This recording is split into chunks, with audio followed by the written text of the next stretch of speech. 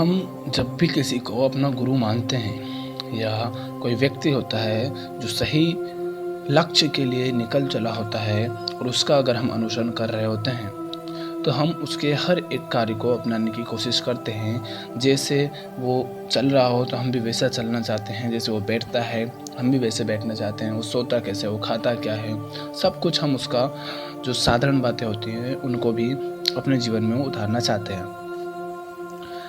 इसी तरह एक कहानी है भगवान बुद्ध के जीवन से। भगवान बुद्ध के सभी शिष्यों की कोशिश भी यही रहती थी कि उनके सिद्धांतों को यथाशक्ति आचरण में उतार लें। साथ रहने वाले शिष्य परस्पर एक दूसरे के आचरण पर दृष्टि रखते थे और एक के द्वारा कोई भूल होने पर दूसरा उसे टोक देता था।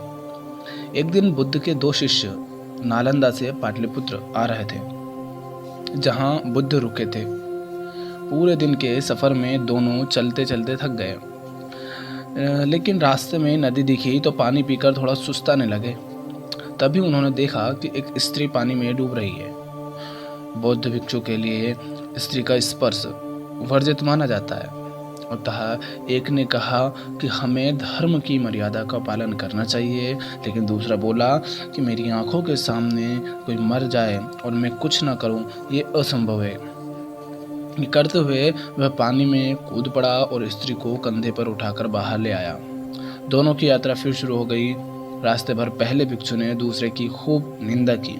बुद्ध के सामने पहुंचने पर पहले भिक्षु ने पूरी बात सुनाते हुए कहा, भंते, इसे मैंने काफी रोका, किंतु ये इस भीषण पाप को करने में तनिक नहीं हिचकाया। बुद्ध ने उसकी पूरी बात सुनी, शांतिपूर्वक सुनी और पूछा, इसे स्त्री को कंधे पर बाहर लाने में कितना समय लगा होगा? उसने जवाब दिया, 15 मिनट। फिर बुद्ध ने पूछा, उसके बाद तुम लोगों को यहाँ आने में कितना समय लगा? उत्तर मिला, यही कोई 6 घंटे। तब बुद्ध ने उसे समझाया कि इसने तो उस स्त्री को 15 मिनट ही अपने कंधों पर रखा, लेकिन तुम तो उसे 6 घंटे से अपने ऊपर बिठाए हुए हो। अब बताओ, तुम दोनों में बड़ा पापी कौन है? उस भिक्षु ने अपनी गलती जानी और लज्जा से सिर झुका लिया। सार ये है कि सदैव सद्विचारों और खुली सोच को प्रश्रय देना चाहिए।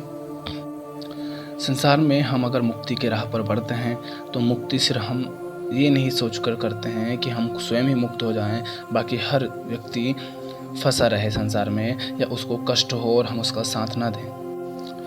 पाप कुछ होता नहीं है, कोई वस्तु गलत होती नहीं है, बस तुम उस वस्तु को, उस व्यक्ति से या किसी भी चीज़ से तुम कैसा रिश्ता रखता हो, तुम्हारे मन के विचार उसके प्रति क्या हैं, उससे निर्धारित होता है कि तुम पाप कर रहे हो या पुण्य कर रहे हो।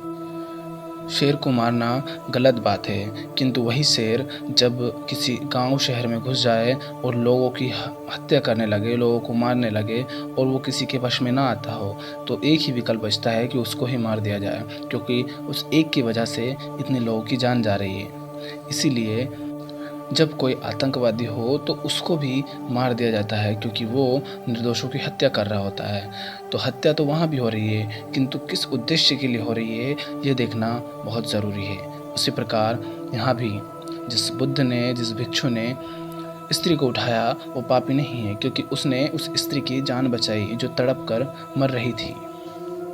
इसलिए अपने विचारों को सही दिशा दें, उसी से निर्धारित होगा कि तुम पाप कर रहे हो या पुण्य कर रहे हो।